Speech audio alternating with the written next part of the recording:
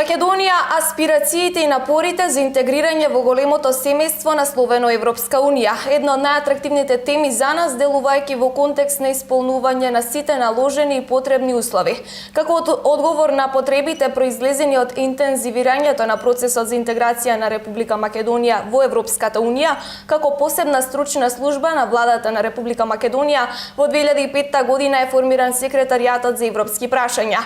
На мое задоволство, од близко ќе имаме можност да се запознаеме со дејноста на секретаријатот, насоките на работа и мисијата, но и за придобивките од спроведувањето и користењето на одредени проекти и програми од Европската Унија. Денес разговарам со државниот секретар во секретаријатот за европски прашања господја Ана Блажевска. Најпрво добар ден и благодарам што одговоривте на поканата да гостувате во Канал Плюс телевизија. Благодарам за поканата. Ете, во 2004 година Македонија доби кандидатски статус, со што во 2005 година се формираше секретаријатот за европски прашања. Да ја образложиме, односно да ја представиме на гледачите работата на секретаријатот. Секретаријатот за европски прашања има севкупна координативна улога на процесот на зачленување во Европската Унија. Значи, ние од една страна се занимаваме со се она што значи усогласување со европското законодавство. Ги координираме различните министерства и агенции во процесот на донесување на закони и прифаќање на различни прописи и стандарди на Европската Унија.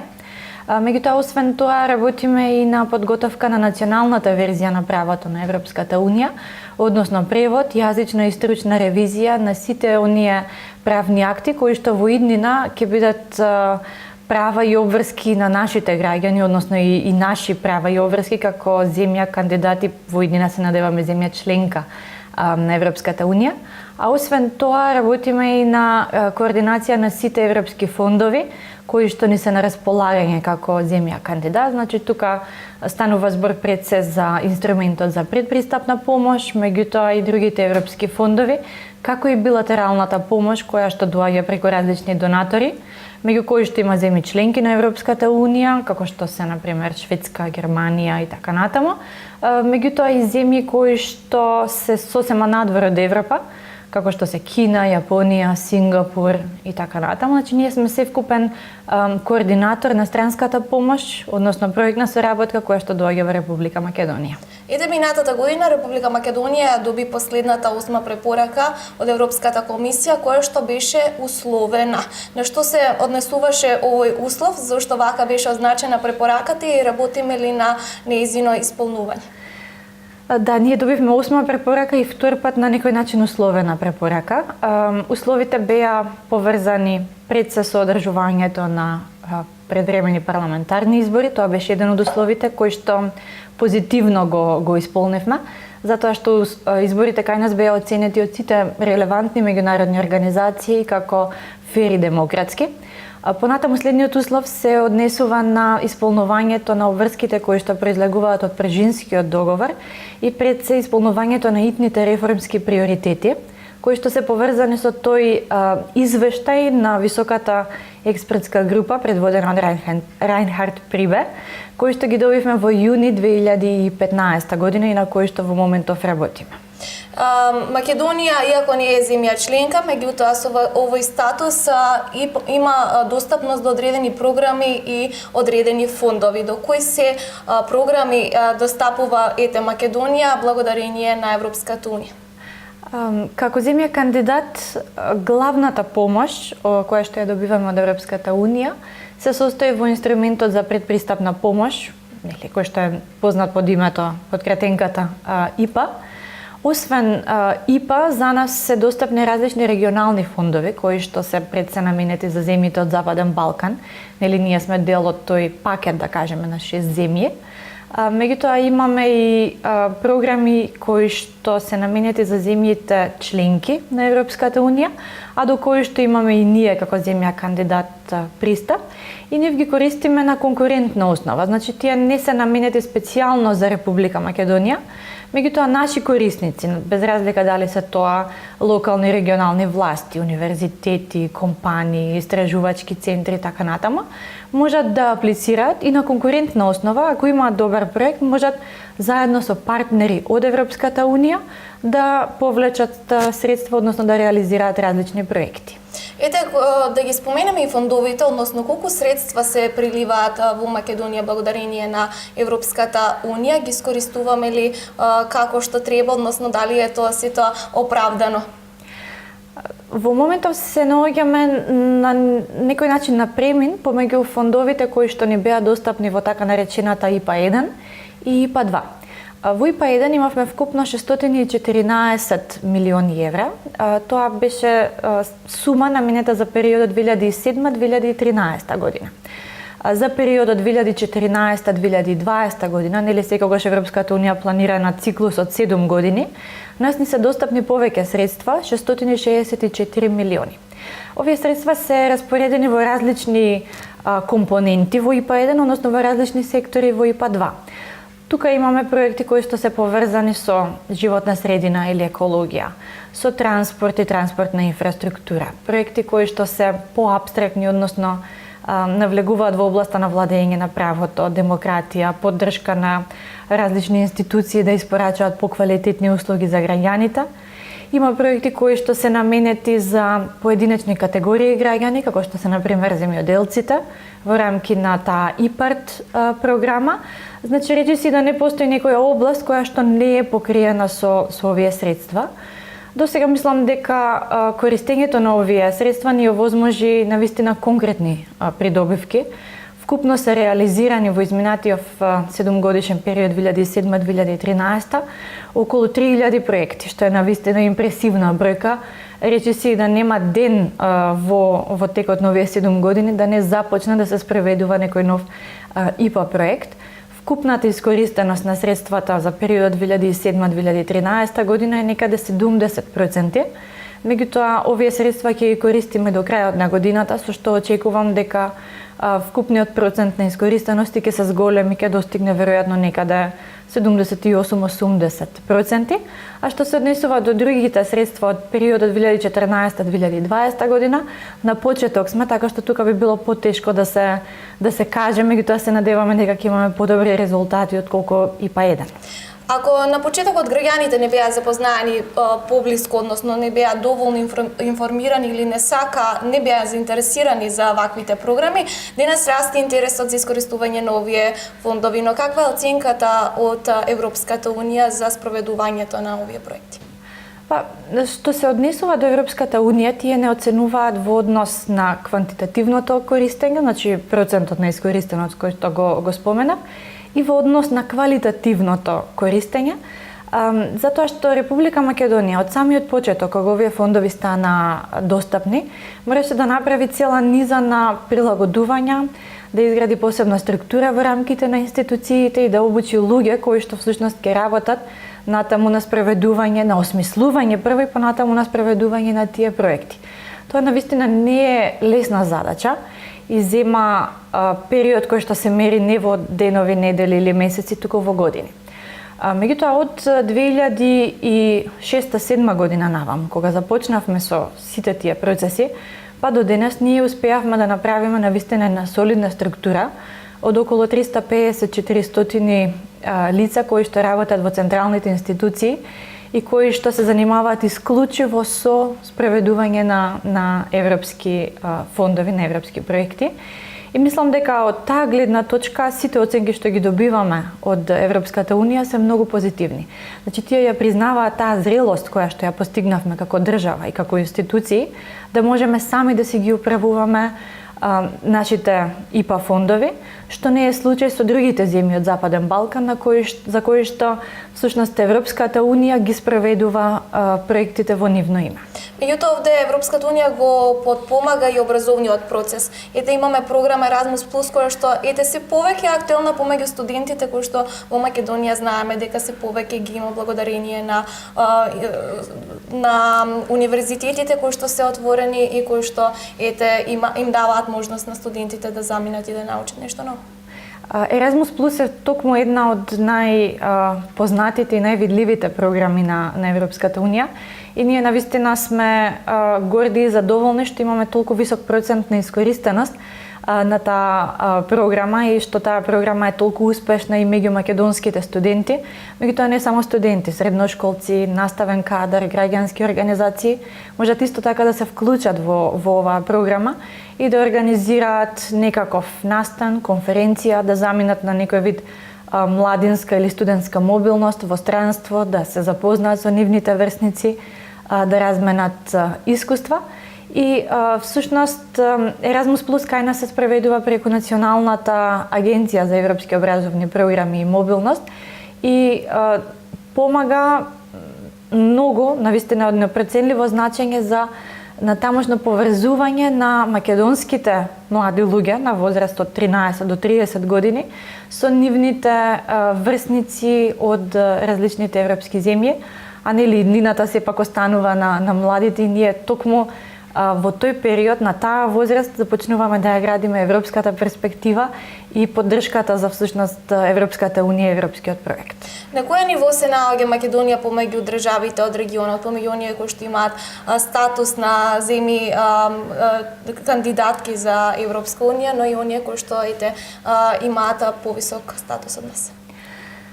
Во однос на земјите членки на Европската унија не можеме да се мериме затоа што тие имаат многу поголеми суми на фондови кои што им се на располагање.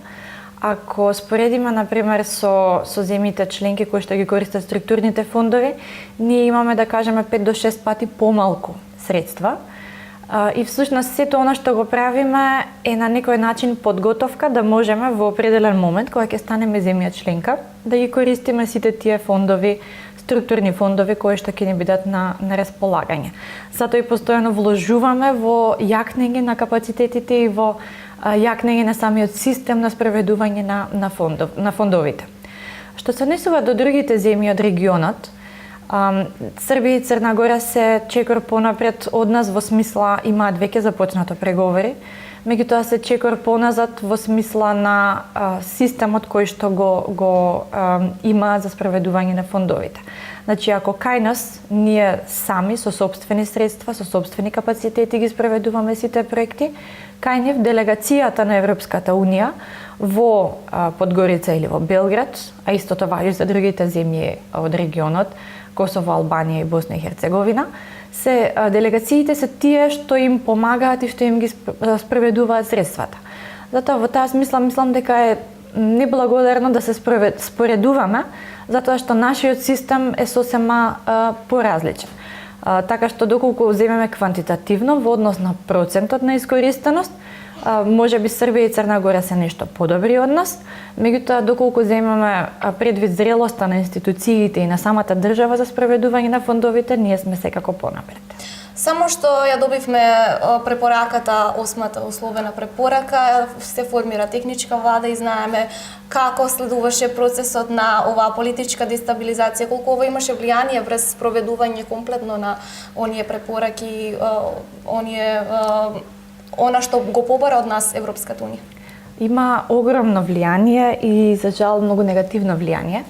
И тоа не само од последниве избори наваму или од добивањето на последниот извештај во ноември наваму. Овој негативен тренд трае од изборите во 2014 година, после кои што немавме опозиција во парламентот и после тоа имавме и техничка влада и навистина многу тешка ситуација за да можеме ние да продолжиме како и вообичаено да работиме на сите реформски процеси.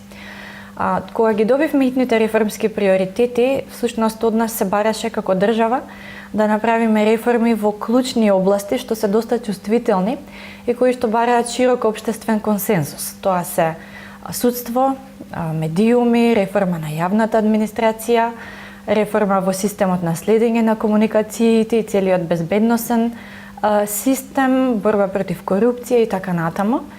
И всушност токму во тој момент кога ние требаше да забрзаме и да некако да ја зајакнеме таа офанзива на спроведување на реформи, ние се најдовме во ситуација со техничка влада која што немаше политички мандат за да ги спроведува сите тие реформи. Затоа што се однесува до итните реформски приоритети, само делумно ни се исполнети и затоа остануваат како еден услов кој што треба да го исполниме доколку сакаме да се придвижиме напред во процесот.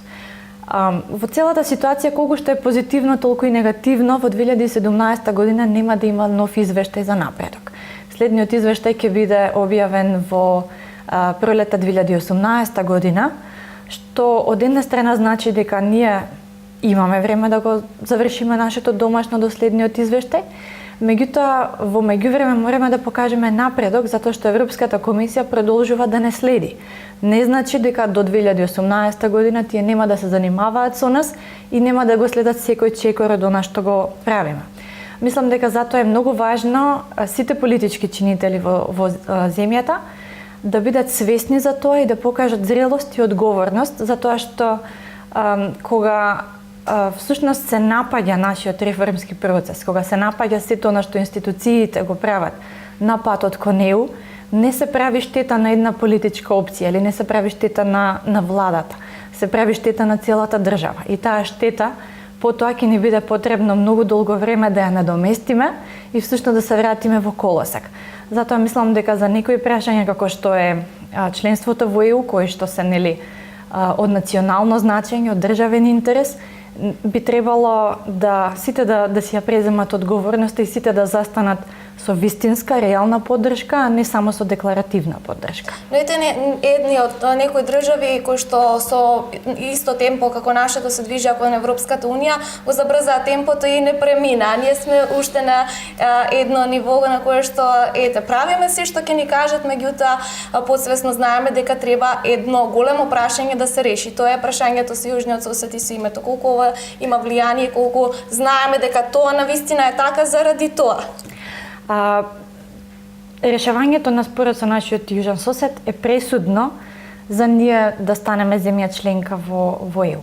Колку и да сме подготвени, ние додека Грција не се согласи да гласа за отворање на преговори во Советот, ние нема да можеме да отпочнеме преговори, дури ако ги имаме исполнето апсолутно сите реформи. И всушност тоа е нешто на што мораме паралелно да продолжиме да работиме. Меѓутоа можеме барем во меѓувреме да си го направиме она што зависи од нас, а тоа е да работиме на итните реформски приоритети, да ги исполниме сите оние технички предуслови, затоа што покрај политичкиот процес има и огромна техничка работа која што во секој случај одзема време. Значи ние мораме да се обидеме да направиме се што е во наша моќ, затоа што како што е ситуацијата во моментов, всушност Грција дури не ни мора да застане против нас во Советот, не ни мора да гласа, ние самите си правиме штета на себе со тоа што политичкава ситуација е ваква каква што е. И сето тоа што го правиме оди во прилог на сите оние кои што не сакаат да ја видат Македонија како земја членка. Меѓутоа факт е дека единствена, реална и барем во моментов непремостлива пречка на патот кон ЕУ е според со нашиот јужен сосед. Меѓутоа, Европската унија ни потпомага барем во големите инфраструктурни зафати кои што се во подем во Македонија, тоа е дел од коридорот 10, понатаму со железничката линија. Ајде да ги споменеме овие големи проекти и нивната важност. Европската унија вложува значително во подобрување на инфраструктурата, како што споменавте, коридорот 10 е еден од клучните проекти затоа што е всушност и клучен европски коридор. Меѓутоа, освен овој проект, има и многу други проекти кои што се наменети пред се да го подобрат животот на граѓаните. Затоа можеби паметниот начин да го разбереме процесот на членство во ЕУ е да сватиме дека тоа всушност не го правиме за ЕУ, туку го правиме за самите нас, го правиме за нашите граѓани, за нашата иднина, за подобрување на квалитетот на живот во Република Македонија. Значи, освен коридорот 10, автопатот, понатаму реновирањето на железничката пруга и на железничките станици, има цела низа од пречистителни станици, например, кои што се изградени со европски пари, понатаму голем број на здравствени институции, значи ЕУ всушност на некој начин не поддржува во секоја област во која што ние сакаме да направиме некој вид на подобрување.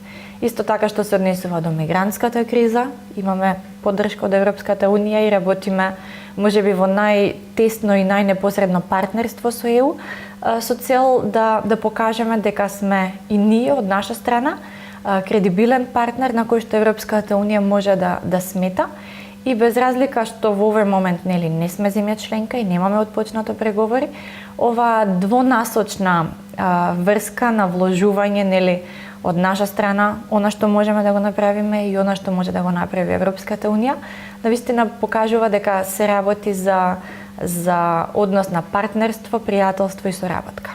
За европските пари се заинтересирани се повеќе и општините, изготвуваат проекти, аплицираат, но каква е оправданост пред Европската Унија од општините? Општините во изминатиот 6-7 годишен период направија навистина огромен подем во однос на јакнење на нивниот капацитет, јакнење на нивната вклученост во сите можности што им стојат на располагање. Токму во моментов привршуваме едно истражување кое што има за цел да одговори како општините ги користат европските фондови во соработка со АЛДЕ, на меѓународна граѓанска невладина организација. И всушност она што го покажува истражувањето е дека општините се максимално проактивни, максимално заинтересирани за да искористат буквално секоја можност што им се нуди и постојано работат на изнаоѓање на нови проекти, без разлика дали е тоа прекогранична соработка или прекограничната соработка е она што е, да кажеме, најмногу познато и најблиско до општините. Меѓутоа активно учествуваат и во различни програми на Унијата, како што се Европа за граѓаните, во која што се збратимуваат со различни европски градови и заедно реализираат проекти. Понатаму учествуваат во програми како што беше претходната верзија на Erasmus+, за да реализираат различни студиски посети или пак различни образовни активности. И можам да кажам дека во следниот период би требало навистина и уште повеќе да работиме заедно со општините, затоа што тие се непосредната алка на владењето, најблиски до граѓаните и затоа имаат најголема можност да дадат директен придонес во она што граѓаните понатаму ќе го доживеат во однос на Европската Унија или пак сите проекти кои што може да се спроведуваат. Ете, повеќе од 2 месеци Македонија нема нова влада, а секретаријатот треба да работи со државата, односно со владата и со Европската Унија. Колку се закочени овие односи и колку проекти чекаат да бидат реализирани со формирањето на новата влада и со барем навидум стабилна состојба во државата? Мислам дека имаме среќа што процесите не се закочени и проектите си течат